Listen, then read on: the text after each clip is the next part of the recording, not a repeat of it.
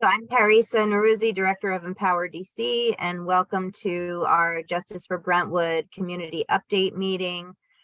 Justice for Brentwood, for those of you who may not know, is a resident-led campaign that was launched last year, and it was sparked by residents' concerns about the city's decision to place yet another polluting industrial facility in their community, a proposed school bus terminal. And since that time, working with many supporters, many experts, we've been able to file litigation to challenge the placement of the bus terminal. We've been able to submit comments to different environmental regulations. We've been able to conduct work on a health impact assessment, conduct a survey that 100 residents participated in. We've been able to install some monitors to collect data on air quality, among other things. And so tonight's meeting, we're going to hear an update from a few of our partners and the work that they've been doing on behalf of the community. And I will say that the room right now is not super representative of our leadership in Brentwood. So hopefully, I don't know if people will be able to join or if we'll be just having to share this with them later, but we did have some of this presentation was shared at a previous community leadership meeting as well. So I want to thank everybody for coming. Again, if you're just joining, if you don't mind introducing yourself in the chat. And what we'll do is go ahead and move to our first presentation.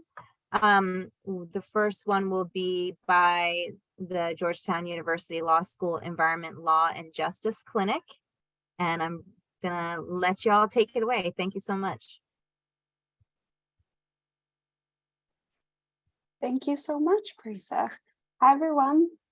Thank you for having us tonight. I'm Jessie Arnell, one of the student attorneys with the Georgetown Environmental Law and Justice Clinic. I'm here along with my colleagues, Grace Gibson and Steve Brenner. Before we start, a quick note that we will provide Parisa with these slides to share with you, so no need to write the information down. Also, we're happy to answer any questions you might have, so please feel free to put your questions in the chat and we'll address them at the end. I'll turn it over now to Steve to discuss our project. Great, thank you, Jessie, and thanks everyone for joining us tonight. So we've been working on creating an environmental justice action plan with Parisa and Empower DC. The environmental justice action plan aims to provide informational resources and suggested action items for Empower DC's community and legislative advocacy throughout the district. It's purposefully quite comprehensive and meant to reflect and address concerns voiced by residents in the community survey. It will be a living project for Empower DC. We're presenting this information now because we're law students, our term's almost over, but the clinic will be producing a finalized plan for Empower DC this coming February. The plan will include information we've researched about environmental issues in Brentwood and Ivy City, identify information still needed, and propose strategic actions to address these issues. So the current scope of the plan includes facilities that pose concerns to Ivy City and Brentwood residents, be that emissions, noise, chemicals, or something else informed by environmental justice indices and concerns voiced by residents. Cumulative impacts of pollution sources on the health of residents, and we'll discuss more about cumulative impacts later. An assessment of air quality monitoring in the district, requiring more fence line monitoring at facilities that are in Brentwood and Ivy City, deploying electric school buses at the terminals located in Ward 5, an assessment of the heat island effect in Brentwood and Ivy City, and finally, lead pipes in drinking water. Importantly, the ongoing litigation related to the W Street bus terminal is outside the scope of this plan. The plan's primary focus is community and legislative advocacy. With that, I'll turn things back over to Jessie to describe issues of community concern in a greater bit. Thank you, Steve. So heads up that many of the steering committee members have heard parts of this presentation before, but we've incorporated some feedback and want to memorialize it for community members as well. So we identified 61 facilities associated with one or more of the following concerns: The vehicle emissions, mostly diesel emissions from heavy duty vehicle usage in the neighborhood, like buses, trains, and trucks, especially idling trucks. We've also included other air pollutants, chemicals, and particulate matter emissions. In addition to the noise and smell, exposure to these types of emissions is associated with adverse health impacts, including heart and lung disease, cancers, and respiratory illnesses. We know that several of you have been doing some work around purple air monitors and particulate matter. We understand that PM 2.5 is a huge concern for this community because of what Dr. Zooks is measuring on the black carbon monitors, and we've added it as a concern given Dr. Zooks' suggestion last meeting. Then we have underground storage tanks, which are small tanks that hold or used to hold gasoline and other substances. Although many of the tanks have been removed, there is still a possibility of lingering contamination if a tank leaks. The heat island effect, which Grace will talk about a little bit later on, and other disturbances like pests, odors, noise, dust, and trash. Our presentation today won't cover these issues as previous clinic students have worked on these disturbances and Parisa has access to that work. I'll turn it over now to Grace to talk about the chart that we've created. Thanks, Jessie. We have collected and organized information about each facility in a chart, which we will attach to the EJ action plan. The facilities are divided into 7 categories: infrastructure and public services, waste services, manufacturing, construction services, auto services, commercial/wholesale, and parking lots. We've documented a variety of information about each facility, including any permits. However, the permits are hard to find. Frustratingly, this is an observation echoed by others in past presentations.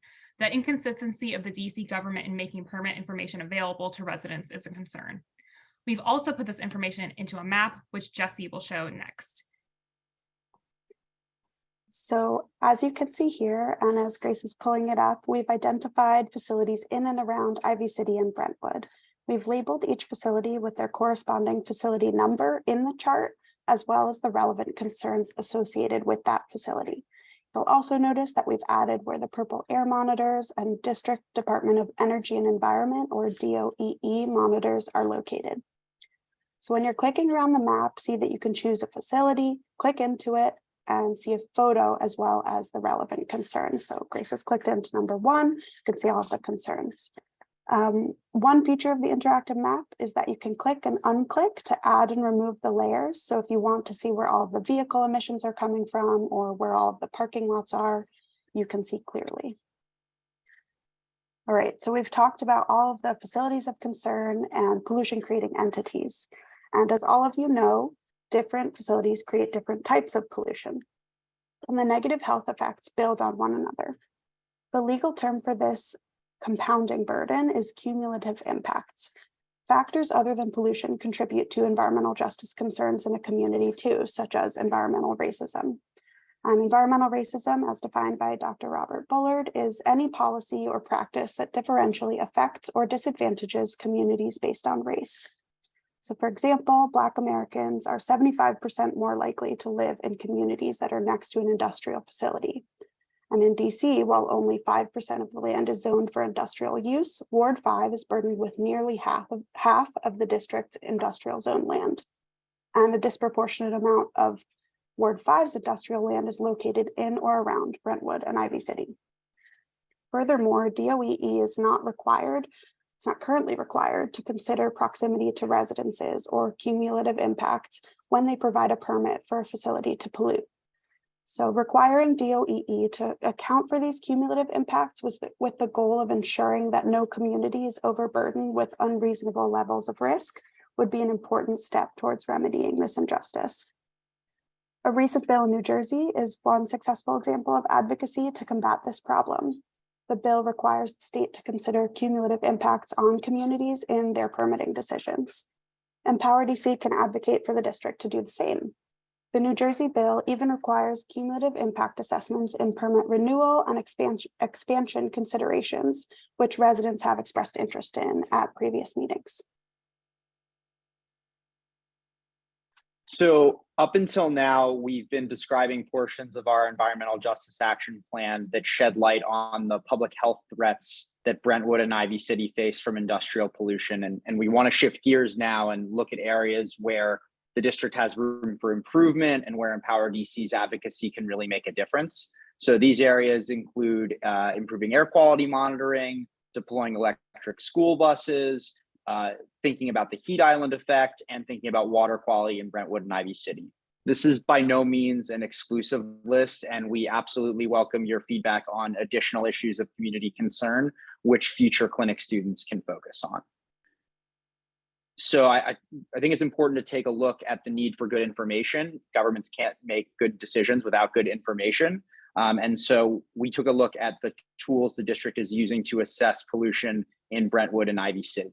So from the base, the Clean Air Act requires EPA to identify air pollutants that pose a danger to public health and the environment. The Clean Air Act then delegates responsibility for enforcing limits on air pollutants largely to state environmental agencies, requiring each state and the district to submit a plan to EPA for how they will monitor for these pollutants. And the EPA has approved DC's plan, and the district regularly updates its monitoring infrastructure to comply with EPA's evolving regulations. And so right now, the district operates 5 ambient air quality monitors at locations across the city. Notably, the district does not operate any ambient air quality monitors in Ward 5. DOE coordinates with EPA's Region 3 office in deciding where to place monitors. The process is highly technical, but what we know is that this system does not provide EPA and DOE with a complete picture of air quality in Brentwood and in Ivy City.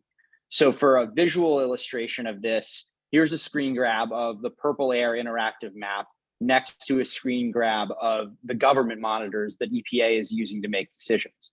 These screenshots were taken 5 minutes apart from one another, and you can see that there are high readings in Brentwood and points northeast, but if you only had the data from the government monitors, you would never know. So the current plan from the district and EPA fails to account for the hyper-local nature of air pollution in the district. And so research from the Environmental Defense Fund suggests that air pollution can be 8 times more potent on the end of one city block as another.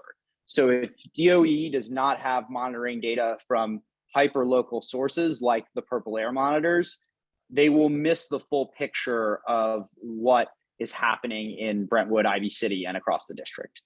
On November 3rd, 2022, DC received a $500,000 grant from EPA to install air quality monitors in overburdened communities with the specific goals of monitoring air pollutants, empowering families living in neighborhoods historically overburdened with air quality issues to share their stories of environmental injustice, and mapping new data sources in an online tool. DOE has yet to publish specific information about how this funding will be spent. It's our view that DOE should place monitors in neighborhoods that vary in income, racial demographics, and proximity to industrial land uses, because data from more hyperlocal microclimates across the district will help illuminate those differences between neighborhoods. And now I'll turn things over to Grace to discuss fence line monitoring. Thanks, Steve. As Steve mentioned in his overview of air quality monitoring, the current monitoring is insufficient.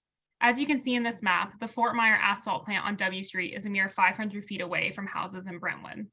One solution that could help improve the data available is fence line monitoring. Fence line monitoring is ambient air quality monitoring installed on a fence line property, usually at the edge of the property or fence line. Currently, the EPA only requires fence line monitoring for refineries. DOEE sometimes requires fence line monitoring, but only on a case-by-case basis.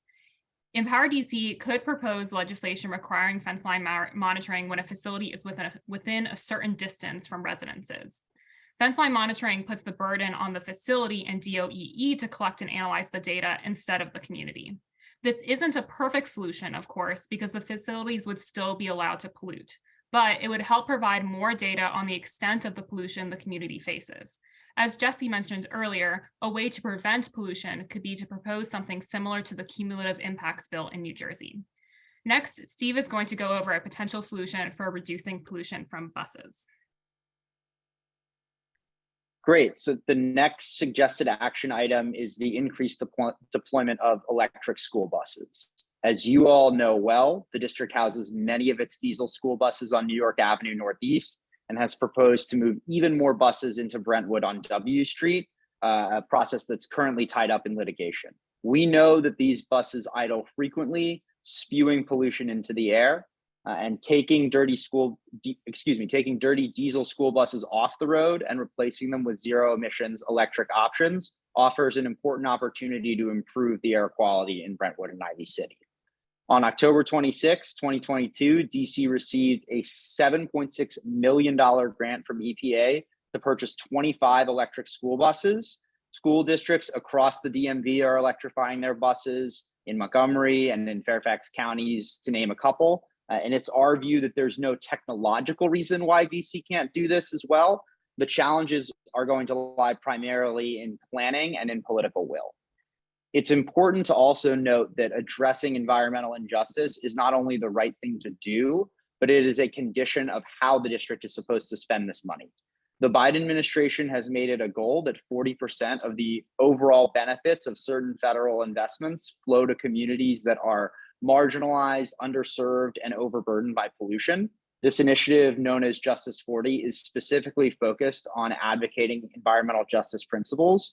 And so any future advocacy to the district on deploying electric school buses or electrifying bus terminals should stress this point. And with that, I'll turn things back over to Grace to discuss the next suggested solutions, which are related to heat. Thanks, Steve. We've identified a series of solutions for mitigating the effects of heat. Brentwood and Ivy City experience some of the most heat risk and vulnerability in the district, as shown in the map on the left. As you can see, Brentwood and Ivy City stand out. This is in part due to the heat island effect. As many of you heard in previous presentations, the heat island effect occurs when pavement and structures absorb and re-emit the sun's heat, resulting in islands of higher temperatures in urban areas. Additionally, Brentwood and Ivy City lack vegetation, like trees and grass, which is an important aspect of reducing heat. One way to measure the vegetation is tree equity, which is an indicator of whether an area has sufficient tree cover that is distributed so that all residents can experience the climate, health, and other benefits trees provide. According to American Forests, a national nonprofit, Brentwood and Ivy City have tree equity scores of 54 and 65, respectively. The max score is 100. Brentwood has the lowest tree equity score in the district. These inequities result in higher energy burdens, discomfort, and health risks. We have identified 3 categories of solutions for mitigating the effects of heat: weatherization, vegetation, and zoning and land use. Weatherization is the process of protecting a home against weather conditions. Weatherization measures can range from replacing air filters to installing energy-efficient appliances to weather stripping doors and windows. These measures lower energy costs and improve comfort. Weatherization is particularly important for those who have limited ability to purchase efficient fixtures for their home or keep up with maintenance. There are numerous existing programs offered in the district for weatherization and energy bill assistance. These are free programs, but there are some income limitations. The EJ Action Plan includes a list of these programs and how to apply for them. The next category of solutions is vegetation. Increasing tree cover is a goal of the district, and there are some plans, regulations, and programs in place aimed at increasing vegetation and green space. Broadly, DC is required to develop a state forest action plan that assesses forest resources, including urban tree cover. One of the priorities of the current plan is to cultivate an urban forest that is equitable, inclusive, and accessible. There are also opportunities for individuals. As DC residents, you can request free trees or rebates for trees you plant on your property through DOEE, the District Department of Transportation, or DDOT, and the nonprofit Casey Trees. In the long term, however, zoning and land use will also need to change to address heat and the heat island effect. As Jesse said before, Ward 5 has 50% of the industrial land in the district. There will be opportunities for public input as the district rolls out projects like the New York Avenue Vision Framework and the Ivy City Small Plan. The Office of Planning has stated that these plans will address issues like heat island effect and pollution. So community advocates could incorporate some of the issues we're discussing here in providing public input. Across all 3 of these categories, there needs to be more equity. The weatherization and utility programs need to be made more accessible to renters and people in multifamily homes. The vegetation programs are best suited for people with yards and outdoor space for trees, but many people don't have that. The State Forest Action Plan does not include a plan for addressing equity in the district. These are areas where the district could be pushed to address Brentwood and Ivy City's concerns. And with that, I'll turn it over to Jessie to discuss lead. Thank you. So the final issue we want to flag for you tonight is lead. Although the drinking water in DC is cleaned and treated, clean water can come into contact with lead through some of the pipes and therefore poses harm to health. As many of you may be aware, lead exposure can lead to brain damage and IQ loss. It can interfere with blood formation, and high amounts of lead exposure can even be lethal. While young children are most vulnerable to lead's effects, there's no known safe level of lead. DC is one of the few cities in the country that has a program in place to speed up the replacement of lead pipes with copper pipes, and the goal is to do so by 2030. Because of the health risks, DC has established programs to help residents replace lead pipes either for free or for about half of the cost, depending on household size and income. We strongly encourage residents in Brentwood and Ivy City to take full advantage of the programs in DC to prevent potential exposure to lead and therefore mitigate some health risks. Our Environmental Justice Action Plan will include a how-to section on lead pipe replacement to help residents navigate through DC Water's programs. Thank you for listening. We'd be glad to answer any questions, so we'll open it up now. Thank you guys for your great work on this. Would you mind going back to the slide that shows the map of the facilities of concern? And then, yes, if there's questions, feel free to raise your hand or put something in the chat. We're a relatively small group, so feel free to, you can even just unmute and say you have a question. I really appreciate this work that you did, through the efforts over the last year and a half or so. We, had only really identified the W Street facilities. So this really broadens the look at, the scope of cumulative impact. Dr. Phoenix in the chat is asking, will this map be available after February? Do you mean this map will be available to us from here on, right? I don't think there's a end date. Yes. So yes, it will be available. I guess we can talk to the clinic about how can we continue to keep this updated and make it a living document. There was also a question in the chat earlier. Can someone share the caption for the lawsuit relative to the proposed terminal? I don't know, Linda, do you want to unmute? Was that a caption you saw on the slide? No, somebody actually sent it to me. Somebody mentioned that there's a lawsuit in place, and I'm a little embarrassed because I am an attorney and bought this place and had no idea that there was a pending lawsuit. But thank you, Lindsay, for sharing the caption. Yes, and we don't have major updates on that tonight, but we can definitely share a little bit. And certainly, Linda, we're really happy to meet you, and we're happy to meet with you separately to share in detail. Some of our attorneys are on tonight as well. So yeah, one thing. Oh, sorry, if it's okay. One thing, what kind of brought me to this group, and by the way, thank you so much. What a wonderful, anyway. So my neighbor is elderly and just had a very significant health issue, and the other neighbor on the other side has little kids. And what's really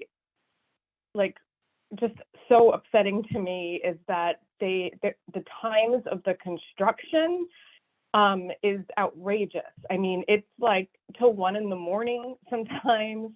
On Saturdays, they will go until 3 a.m. because, and then I did exactly what you all said, right? I tried to find the permit. Nobody knows what the permit is or what it says, right? But just the city can kind of do construction whenever they want.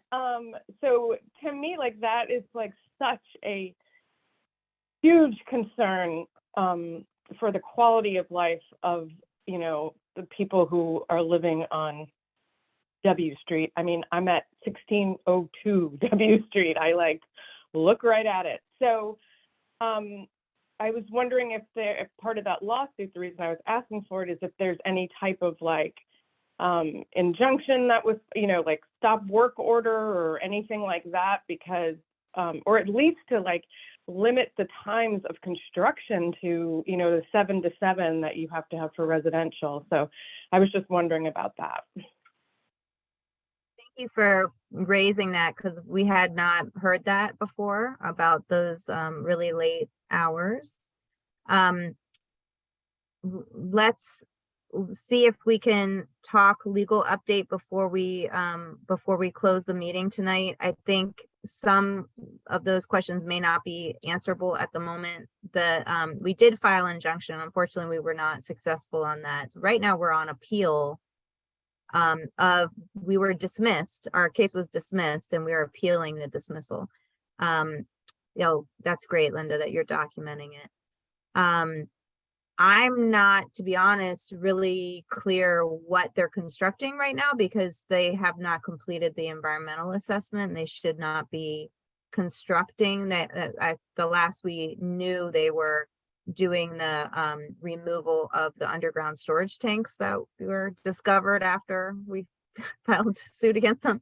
But yeah, let's make sure that we dig into that a little bit more and see what else can be done. Sometimes the ANCs are asked to approve hours outside of the typically allowed hours for different construction projects. I'm not aware of that having happened and coming to the ANC, but that might also be something to look into. Lisa, I see your hand. Yep, there's no way somebody would say like, oh yeah, that's great, 1 a.m. on a Wednesday. Right. Great, Exactly. Yeah. Thank you. Lisa, do you want to jump in? Hi, Parisa. How are you? Good, thank you. Good. I just wanted to, when she was asking that question, I was going to put something in the chat. We just entered into a construction MOU, our ANC here, on a Moray ECC project in our area where all of that is spelled out. Now, this is definitely not a government construction project, it's private. So I was just going to ask that same question. Are you familiar if the ANC was able to get some type of construction MOU in place that they can monitor things like that?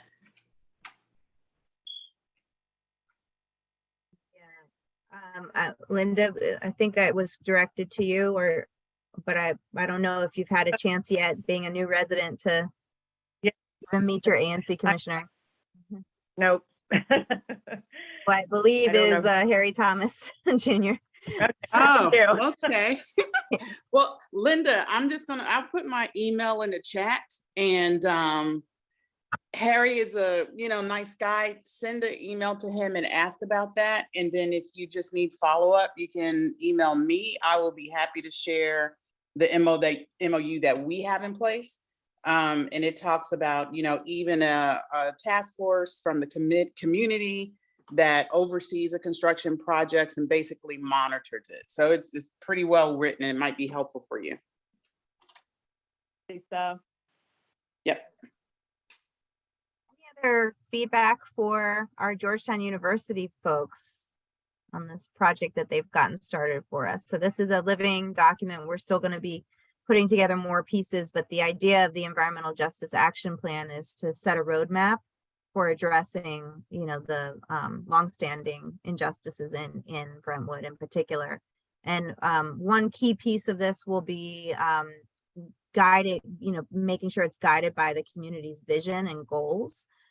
We have collected some of that through our survey, but we are planning to do some of that also in person in the new year.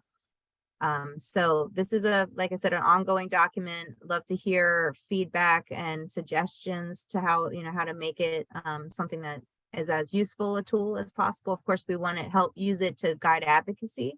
And also, as you see, there's some elements of enforcement and, just making sure residents are aware of the rules that apply and how to file complaints and different things like that as well. Okay, well, thank you guys so much for your efforts. Really appreciate it. It's been great working with you and look forward to continuing that work. So I think next we'll move into an update from Dr. Janet Phoenix, who has been leading our health impact assessment. And I believe she's incorporated some of our preliminary findings from our health equity survey. Dr. Phoenix, you ready to go? Oh, you're muted. Mhm. Can you hear me now? Yes, we can. Okay, great. So I'm going to try to walk quickly through some slides that depict information that we pulled off of the community surveys. Let me just say in advance that this is information from the first group of surveys.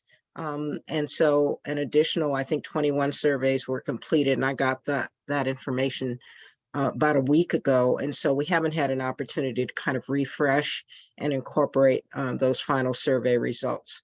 But I suspect that the second batch is probably similar to the first. So I'm hoping that, you know, the information that we put together in these graphs, charts will be helpful for you. And then at the end of the presentation, I've summarized some of the recommendations that community members made for things that they'd like to see in terms of improvements, and I've dropped those into a bunch of buckets. So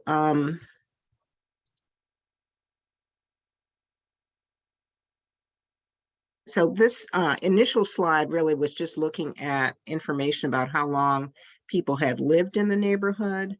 The bulk of the respondents had lived in the neighborhood from 1 to 5 years, but the second largest group was those who were longer term residents. And for each of the slides, we kind of have it in bar graph form, and then we've summarized the number of respondents on a subsequent slide. So if it looks like I'm skipping a lot of slides, it's because there's no reason to kind of go over it twice. Most folks who responded to the survey were homeowners. And when queried about whether they felt comfortable with air quality in the community, for example, if they felt comfortable opening their windows, you can see that the majority of the respondents really were not very comfortable with air quality, didn't feel comfortable opening their windows. This was, kind of a general concern that was expressed. Another question tried to get at those same concerns in a different way by asking people if they felt comfortable sitting outside. And again, most people felt that they were, in a sense, trapped in their homes and not really able to use the outdoor space comfortably. Excuse me.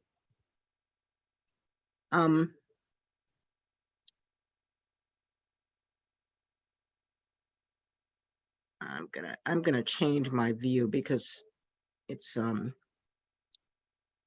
difficult for me to see the questions. Okay. All right. Can you still see the slides? Great. I'm sorry, it's a little bit smaller this way, but the bar at the top of my screen was making it difficult for me to see the questions. So we asked questions about parking. There were a significant group of folks who were having issues with parking, but obviously not the majority of people who were responding. It really seemed to reflect differences in terms of where in the Brentwood community you live. So the closer you were kind of to that W Street corridor, the more difficulty you have. And when we got kind of some narrative that accompanied this question, the issues seemed to be have to do with people who were working in the facilities along W Street, particularly the DPW employees, and then the folks who worked at the DDOT facility tended to come early and to capture any open spaces that they could find in the community, and then kind of would hang out, sometimes even in violation of the 2-hour zones that are present on some of the streets. So this continues to be a problem.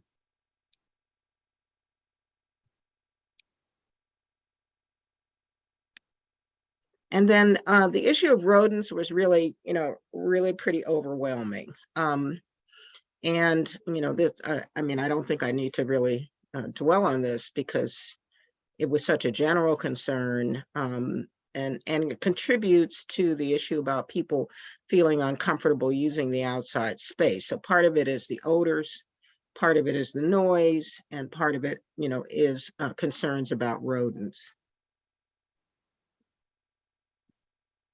There was a question about green space, which I think ties pretty nicely to the presentation that we just heard from the Georgetown students about the need to increase green space in the community and the contribution that that makes to levels of heat, and to, just to the need really to increase park space, recreational space, to have space for children to really go out and play.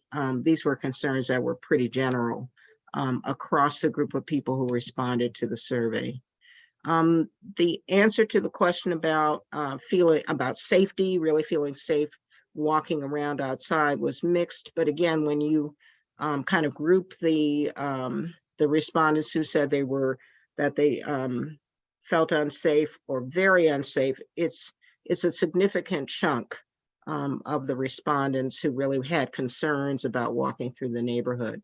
The narrative information that we received that accompanied the survey really talked about, in particular, about the park and the perception that there are people who are loitering in the park. Another hot spot is that area near the Home Depot. A lot of people felt unsafe that there were people loitering along that stairway that connects the circle area to the area of the parking lot for the Home Depot. And then that whole kind of corridor in between seems to be an area where there are a lot of folks loitering. There was some references to drug trafficking. So that seems to be the part of the neighborhood where people have concerns, safety concerns, and don't necessarily feel comfortable walking. So part of the survey was trying to get at whether people had tried to use the avenues that are available to District of Columbia residents to really voice concerns and to try to get some action in response from a city agency. And it was really striking to me how many people had complained from the people who responded to the survey, either about odors or about trucks idling on residential streets, or about the rodent issue, or, you name it. It's a long list of complaints.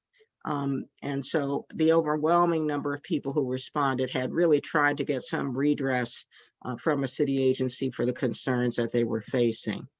The survey is also trying to get a sense of what's the overall baseline health of community members. And while many people did describe their health as being excellent or very good, there was a small slice of the survey respondents who reported health concerns. Now, one thing that's not reflected in the slides that I'm presenting today is a comparison of the responses that we're receiving with information that we were able to pull from other sources. And so the health equity report that the DC Department of Health prepared in 2018 is one of the few places where I was able to go and get some Brentwood specific health data. But we were also able to pull information from the American Community Survey that describes kind of the demographic profile of the community. So the student who's working with me is still working on those comparisons. And we'll include some of that information in the final draft of the HIA. We just kind of wanted to check. We wanted to kind of look at the information we collected, demographic information like education, income, from the people who responded to the survey, and then compare that to the community as a whole to get a sense of whether the people who responded to the survey were representative. And so that work is ongoing. It's not reflected in these slides yet.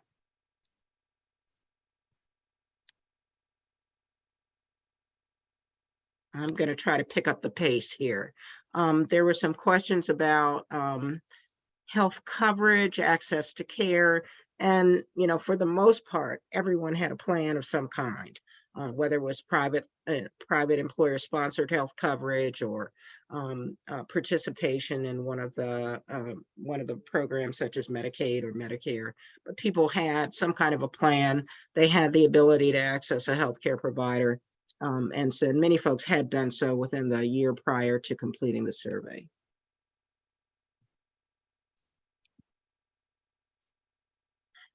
Again, most people had a primary provider. Trying to kind of skip some of these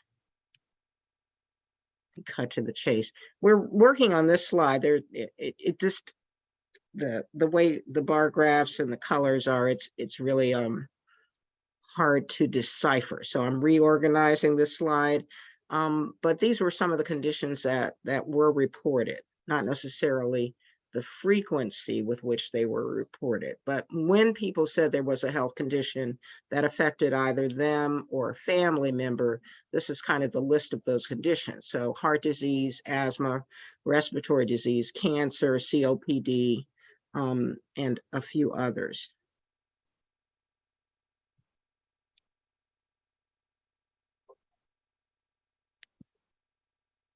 And then most people did not have either a family member who had a serious illness, but there was, again, a small percentage who did.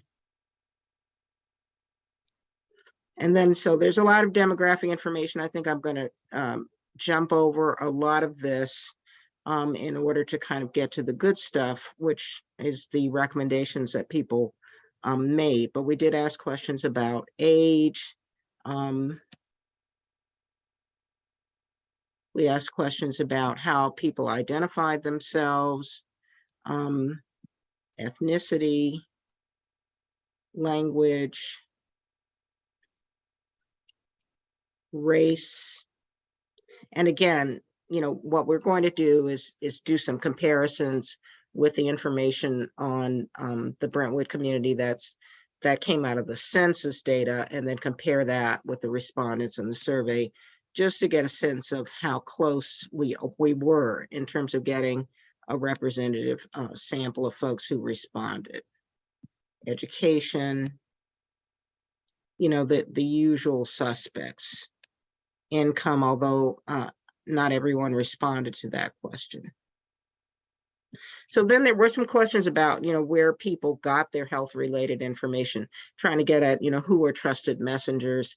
This could really serve as a basis for doing some kind of educational campaigns in the future, to really get a sense of, who people sought out when they were trying to get information that could potentially improve their health. And then, what were the environmental issues that concern people? So clearly air pollution was a very, very general concern almost across the board. Everyone mentioned the issues about poor air quality, but there were other environmental issues. Waste had a significant number of folks who listed that as a concern. Traffic and congestion, changes in the weather patterns that are attributed to climate change. Those were some of the most frequently cited responses to those questions. And then not only, kind of to unpack the concern, if you will, about air pollution, kind of asking if folks really link that potentially to health concerns that they might have. And many people made that connection.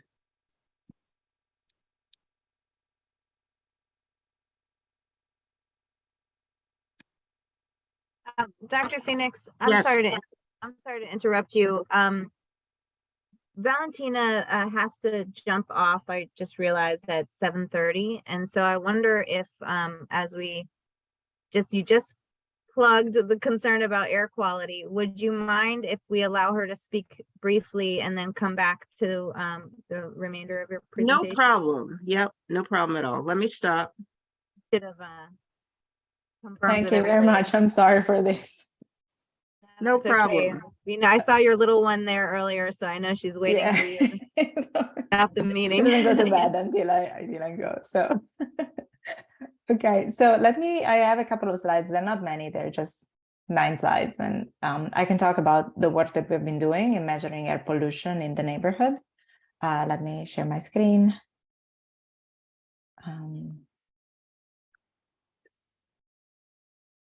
Okay, here it is. So this is the work that I've been doing together. I'm a professor at American University, first of all. I'm in the Department of Environmental Science, and one of my expertise is I can't find my mouse, is particulate matter in the atmosphere, which when it happens where people live is air pollution because it's bad for health. And so the work that I'm presenting, it's something that I've been doing with one of my students, Lynn Eller, who is a master's student at American University. There are 6 different pollutants that are defined by the EPA. And the one that I am measuring, the only one that I am capable to measure with my instruments is particulate matter, or PM 2.5. So the number, there are several different types of PMs. The number after the 2 letters indicates the size. So 2.5 means that they're particles with a diameter smaller than 2.5 micrometers. So when you compare that with the hair, so this is a figure from the EPA, this is a hair, PM10, so smaller than 10 micrometers would be these blue spheres, and then PM 2.5 is 4 times smaller than that. Generally, the smaller the size, the deeper it can go in the lungs, and if it's very fine, like for instance PM1, it can even go directly in the bloodstream. There are several sources of PM 2.5 in an environment, in an urban environment. They're mainly construction sites or road dust, or even forest fire can transport smoke. And we saw that over the summer from forest fire on the West Coast. The smoke was transported all the way to the East Coast. So PM 2.5, the exposure to high PM 2.5 concentration can have health impacts, can cause premature death and an increase in respiratory and cardiovascular diseases, among many other problems. Again, I want to stress that I'm only measuring PM, so anything I say is not applicable to other forms, to other pollutants. So what we have been doing over the past month is to measure this small air quality monitor. I wish I had one with me, but I left them in the lab. So they are low-cost air quality monitor that each of them cost about $300, but they've actually been shown to be quite accurate. And so they take good measurement. They're more or less this big. And we installed 7 around the neighborhood. So these dots, the gray and the green, are the one that we have been 1, 2, 3, 4, 5, 6 are the one that I installed. This one with the 18 was already in the neighborhood and it belongs to a resident. And then I also installed one in Ivy City down here to have as a reference. 6 monitors actually as of today, 2 are offline, so 2 less, are still active and they're still taking measurements right now, while the other have been taking measurement between June and October 2022. You can visualize the data in real time if you go to this link, and you will see numbers like this. This is what I'm showing here is the concentration of PM 2.5, but you can, what the map shows generally is the AQI, which is air quality index. And it's color coded. So if it's green, it's okay. If it's yellow, it starts to be a little bit iffy for people with pre-existing condition. If it's red, it means that the air is polluted. As a reference, generally in the US, the air is never really bad. So thanks to the Clean Air Act, the air has been cleaned up quite a bit. So if you click on this link and you zoom out and you go to Asia, for instance, you will see what really bad air quality is. But in the US, it's never like that. Nevertheless, there are pockets of worse air quality. And also it's fair to make comparison between different areas within cities to figure out which one are the ones that have the best air quality, because any exposure to PM 2.5 can have repercussion on health. This caveat is actually not true, because I found out yesterday that the DC data are now available up to August, sorry. So I'm working on a comparison with the rest of DC. Okay, so these are results that show PM 2.5 concentration around Brentwood. I'm plotting each one of the locations that I have. And so on the y-axis is it's the data from each one of my monitors, and on the x-axis is the mean of the neighborhood. The point is that if all data are above, if the dots are above the solid line, it means that that location is particularly dirty. If they're below, it means that location is cleaner than the average. And generally, when you look at it, the main point of this slide is to show that there is not a real clear dirtier location. If there is one is IVCT, the monitor in IVCT generally measure PM 2.5 concentration that are 7% higher than the average, but all the other are more or less similar to each other. So it seems like the PM 2.5 concentration are similar across the neighborhood. And now what I'm showing here is the time series. I don't know why I can't see my cursor, but what I see in here is the time series of PM 2.5 concentration in all my monitors from June 1st to when I had access to the monitors last. So the beginning of September. And so you see that they're more or less, they all go together again, which means that the PM 2.5 concentration are similar across more or less everywhere. This line here, I'm sorry. So let me go back a second. And here I'm showing daily means. So the EPA says that daily means of PM 2.5 are worrisome when they are above 35 micrograms per cubic meter. And that never happens. There is more and more literature that says that this limit of 35 is way too high, that there should be much lower than that. More stringent limits have been suggested, so to be about 25 to 30 microgram per cubic meter on a daily mean, and this is also not exceeded. So from an EPA standard, it means that the air quality is not particularly bad. There is also worry about short-term peaks. So maybe over the whole day, the air quality is not particularly bad, but there are peaks over specific hours of the day. And so a study, for instance, there is some literature out there, but not too much. And a study has found that a 4-hour exposure to 24 micrograms per cubic meter of PM 2.5 can produce an health effect, so cardiovascular responses in vulnerable population. And this limit is exceeded sometimes, but not particularly often. This peak, particularly evident, is on 4th of July, so it's due to firework. So generally, but looking at this standard, Brentwood doesn't seem particularly worrisome. But as I was saying before, there is more and more literature that shows that any exposure can be worrisome, specifically in vulnerable population. So another way of looking at the data is comparing Brentwood to the other neighborhoods in DC. And see, for instance, when we're speaking specifically about where to put this new bus depot, is this really the location where you want to put it? Because if you compare it with the rest of DC, how is the underlying concentration of PM 2.5? So this map here shows the wards in colors, and then the location of the other purple air monitor, so the same monitor that I used around DC.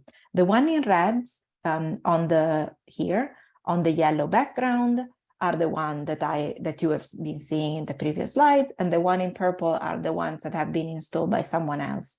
The data were available to me though, so they're available online, so I could still use them to analyze them. And so I grouped them. First, I did the comparison between everything in Ward 5, all the purple area in Ward 5, against the rest of DC, and then I compared them with each one of the single wards.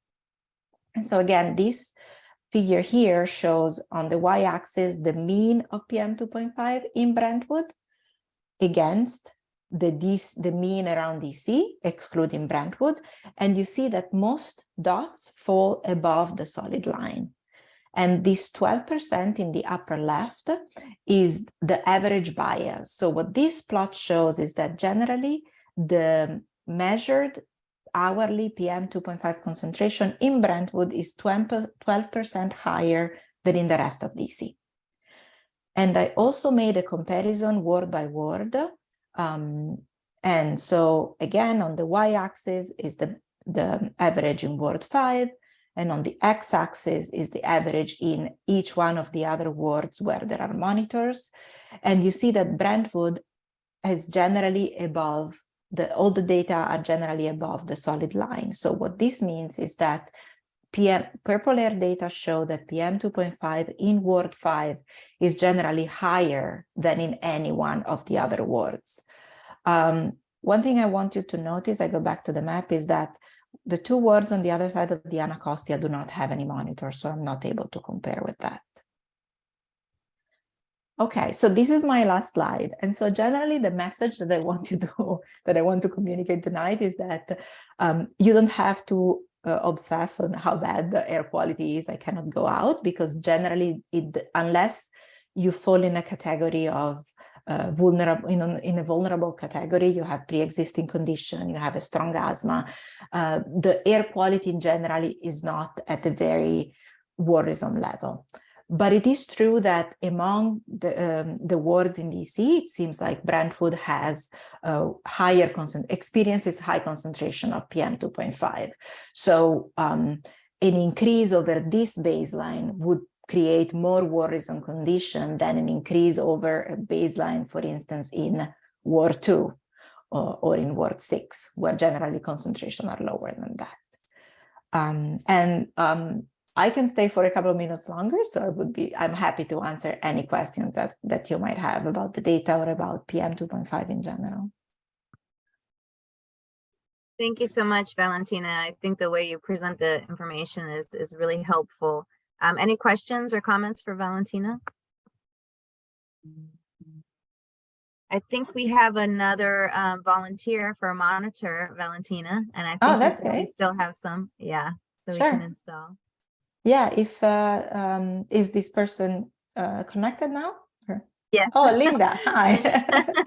Good. I put my email in the chat. At aquila@american.edu. So send me an email, and actually I'll be in the neighborhood on Tuesday morning, because there is one monitor that is not giving any data, so I'm gonna check on it. And if you're around, I can stop by that day, and otherwise we can find another time and I can come and install it. We're back in the office at DOJ, so. Okay, then we can do on the weekend or later when you're back home. Yeah, that's not a problem. Questions for Valentina? And I'll also put the link to the purple air map in the chat so you can click on it.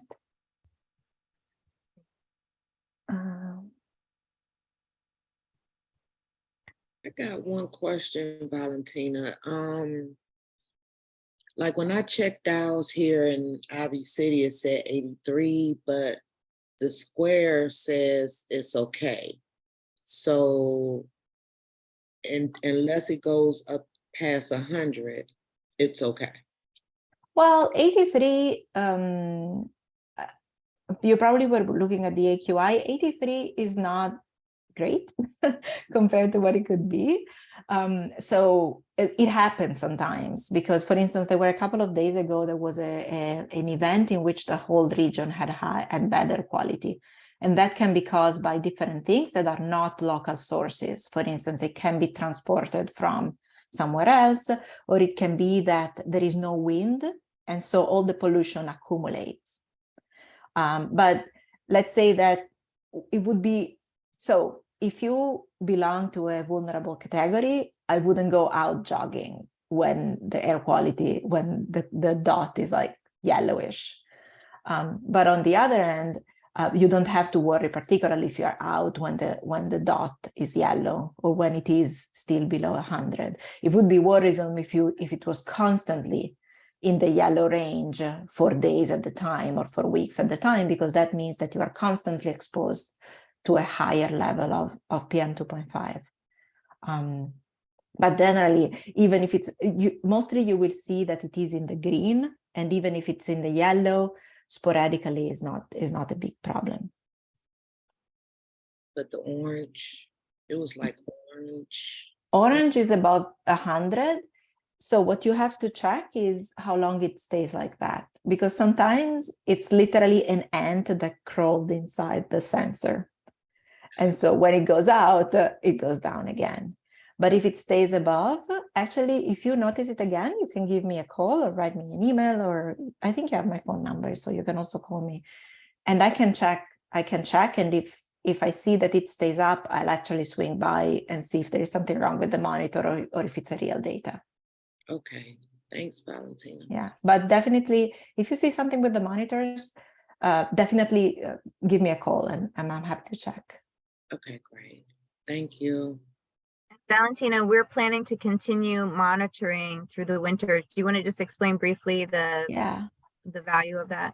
Yeah, definitely. So generally, the longer you keep the monitors up, the better it is, because pollution has a seasonal period, there's a seasonality, because the sources change over the summer versus over the winter, but also the meteorology. So in the summer, it rains more, the wind patterns change, etc. And so generally there are different concentration of PM 2.5. So it's good to have measurement over the summer and over the winter. And also the longer you take measurement, the more statistical significant your results are going to be. And this is a problem when you take these hyperlocal measurements, because you have a lot of variability and you never know if it's real or if it's just due to the fact that if it's just a fluke. So you want to have, the more data you have, the better it is.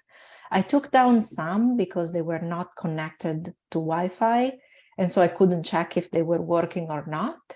But I left up the ones that are still connected to Wi-Fi so I can check online. For instance, now I saw that one is offline, so I have to go and check what's wrong with it.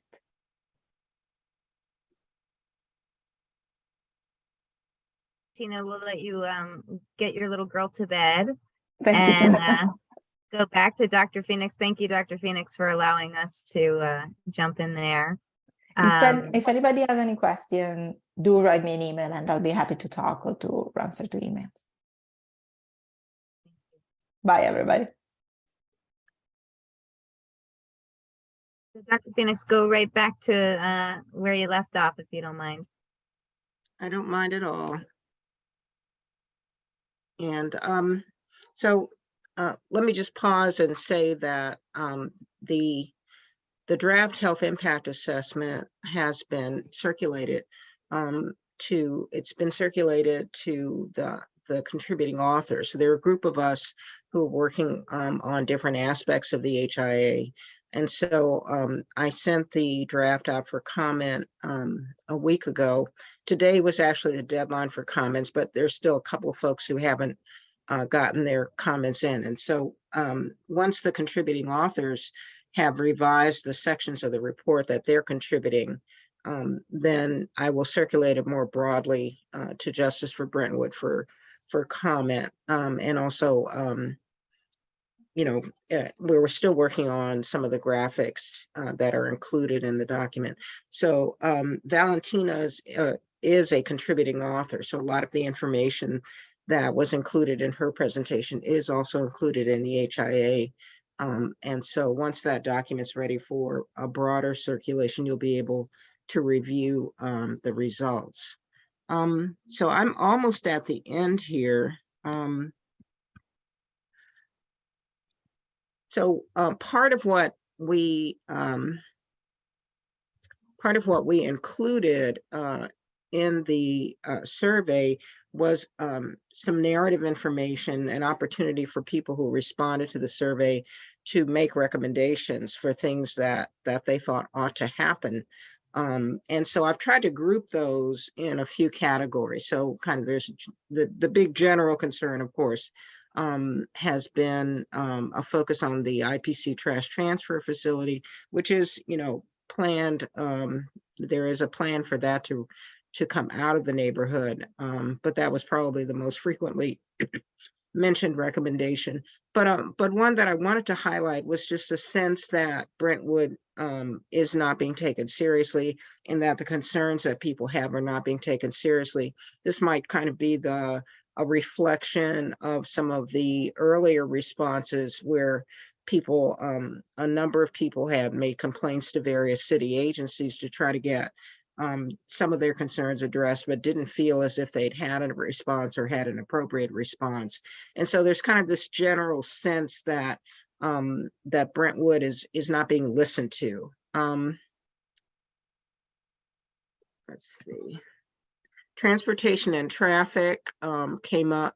A lot of concerns about the configuration of the Brentwood Circle, about how safe that is, but also since that's kind of an entry and exit point for people coming and going from the neighborhood, to have things like, signage, pretty vegetation, the kinds of things that mark other neighborhoods and kind of make them stand out so that you're in Brentwood.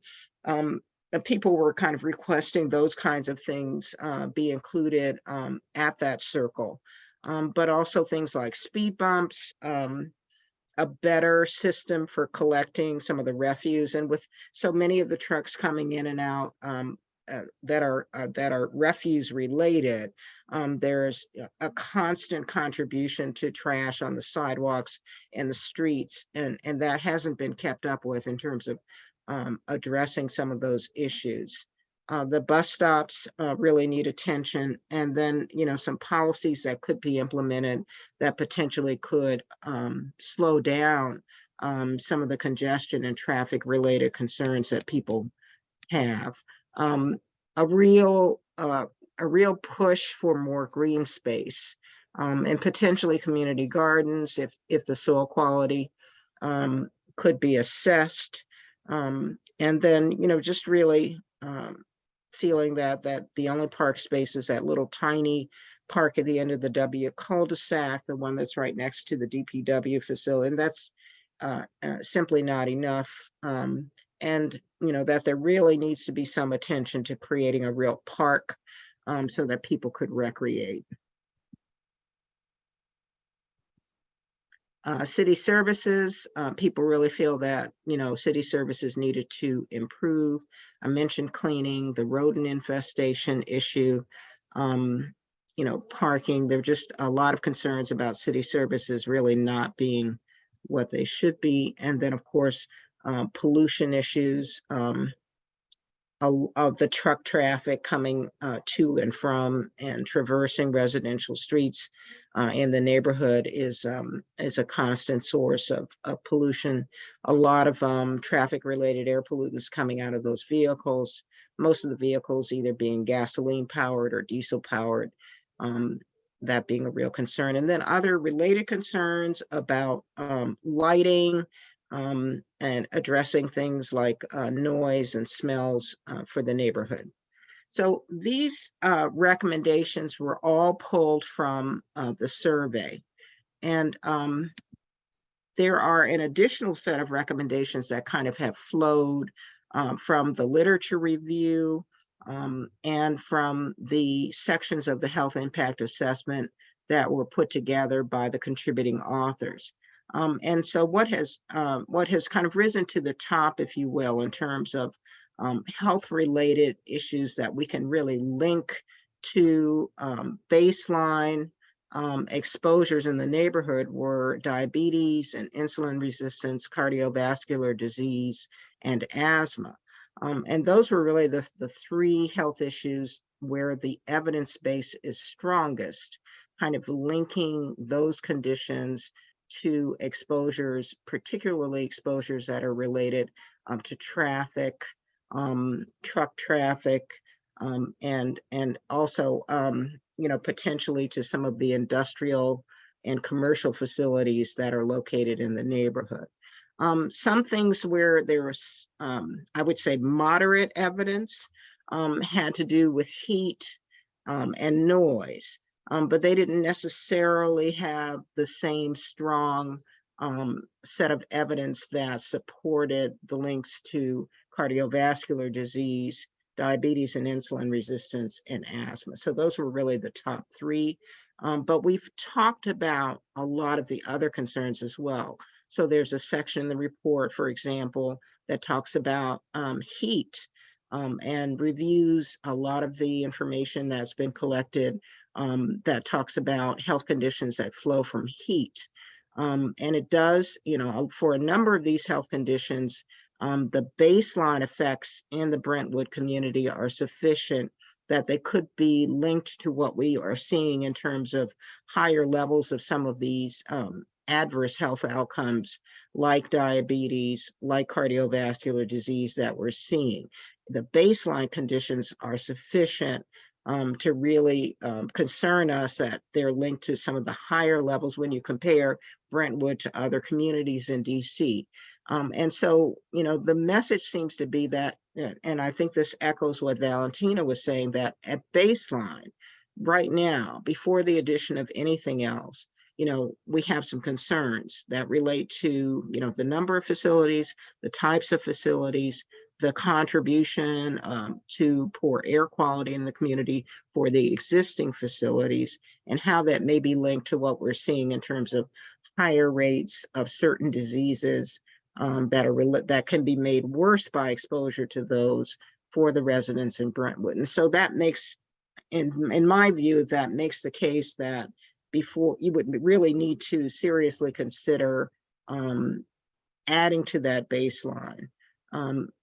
But I think some of the other recommendations that were not made by community residents, but which flowed from our review of the data and the baseline health information and environmental information we were able to collect from the neighborhood, leads to some recommendations about things that could mitigate those effects. Measures to reduce the number of diesel and gasoline fired vehicles in the community, a systematic assessment of the rodent problem.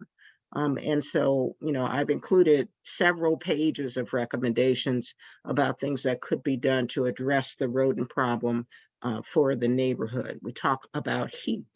We talk about noise and the impact of traffic and noise, and how that can have an effect on people's health, on sleep patterns, on mental health, on environmental and community quality and safety.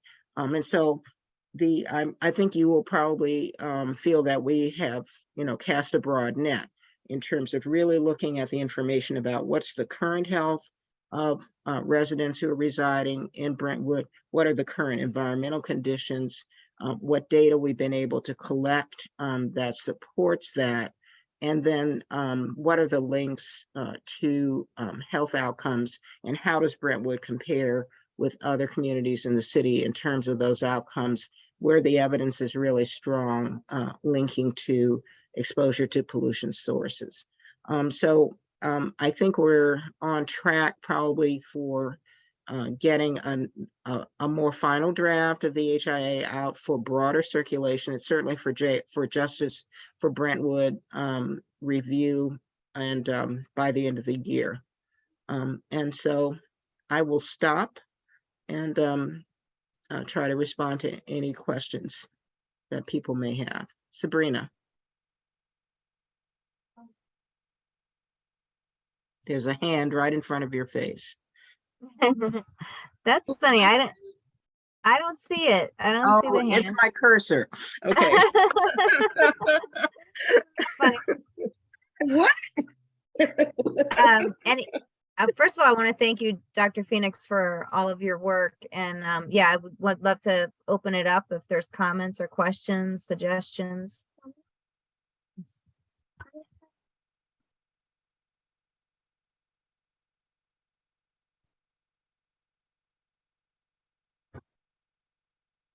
Okay, so if there's none right now, that's okay. I know we're getting close to, it's getting close to 8 o'clock, and so I don't want to hold people too long.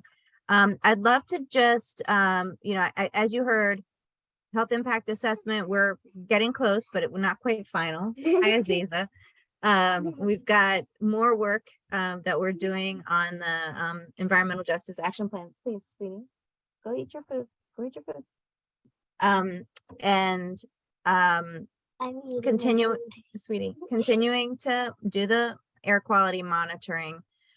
Just a little, we still need to do some planning and thinking through priorities for next year, but just to let you know, we are still pursuing legal strategies. As I mentioned briefly, our initial lawsuit against the placement of the bus terminal was dismissed, but it is on appeal now.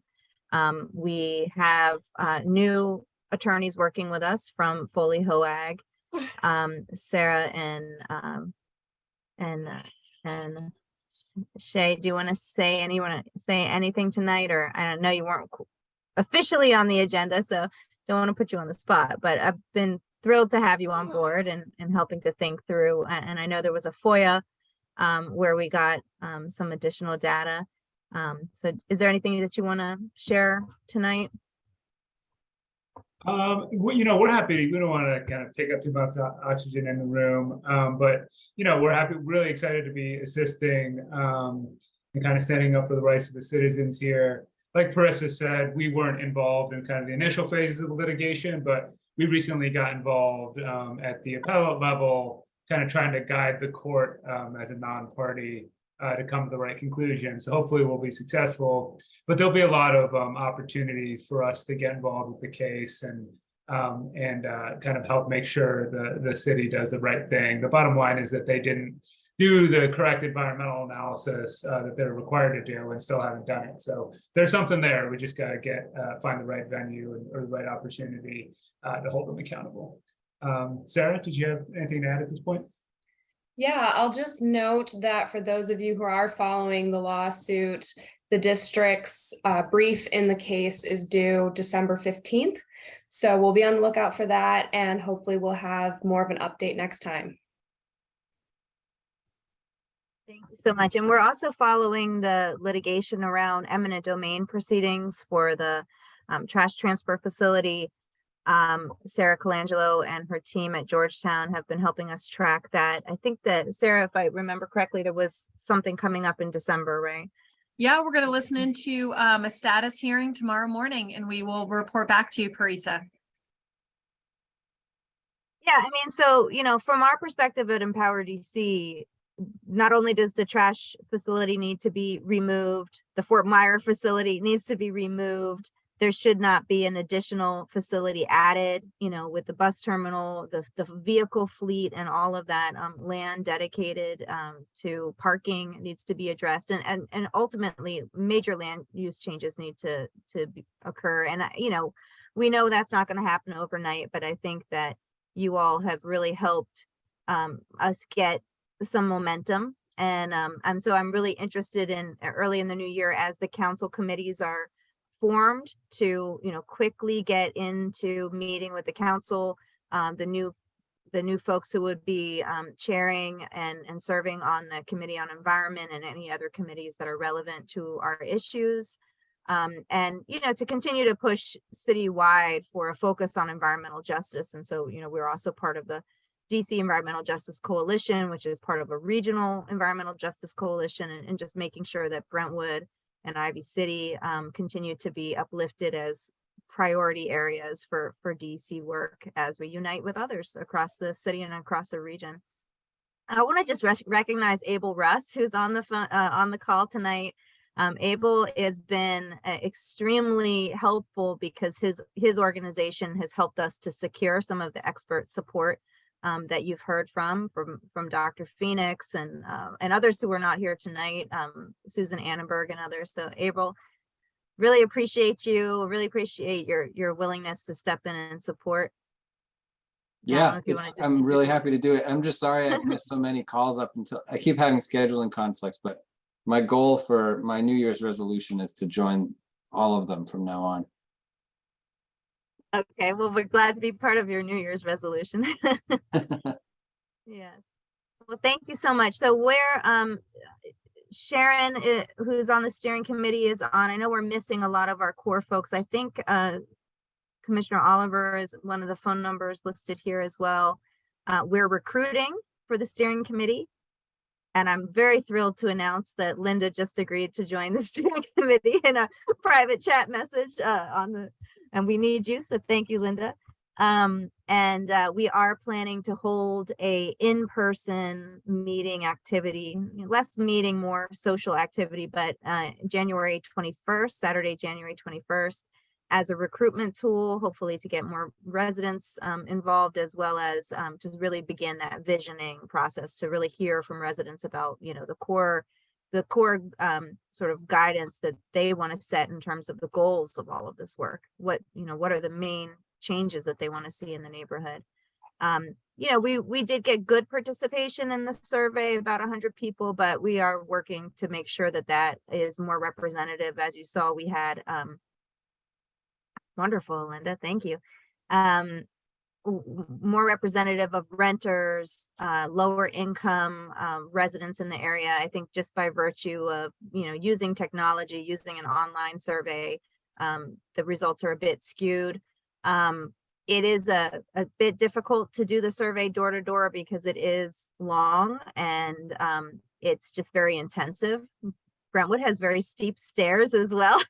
My poor outreach team just leafleting. It took them several days just to put out the leaflets. So we'll figure out strategies together to make sure that we're getting more voices in there. But I thought it was really impactful just to see such a strong statement of quality of life issues, that people cannot enjoy the outdoors in their neighborhood, whether or not the PM 2.5 is exceeding the limits, that the combination of the noxious odors and the idling and the air quality is making it a serious quality of life issue. And I noticed also in the survey that I believe it was 24 of 100 respondents said that there was asthma in their family. So I thought that was significant as well, something to look at a little more deeply. So any final words or announcements before we let you go for the evening? All right, well, I want to just again, thank you all. Thanks also to other Empower DC members who joined from Brookland and other parts of Ward 5. Laura, who, has been a long-term healthcare professional with Community of Hope, and really appreciate Ra, an ANC commissioner over in Brookland. So thank you all for continuing. Lisa, in other ward, but still another great ANC commissioner. Thank you for continuing to pay attention to this work and be supportive. And if we don't see you before the end of the year, have a good holiday, and we'll be, continuing this fight in the new year. So thanks, everybody. Feel free to unmute and say goodbye. Thanks, Prisa. Thanks, everybody. Bye, everyone. Thank you so much. Happy holidays. Thank you. Happy holidays. Happy holidays. Bye now. Bye.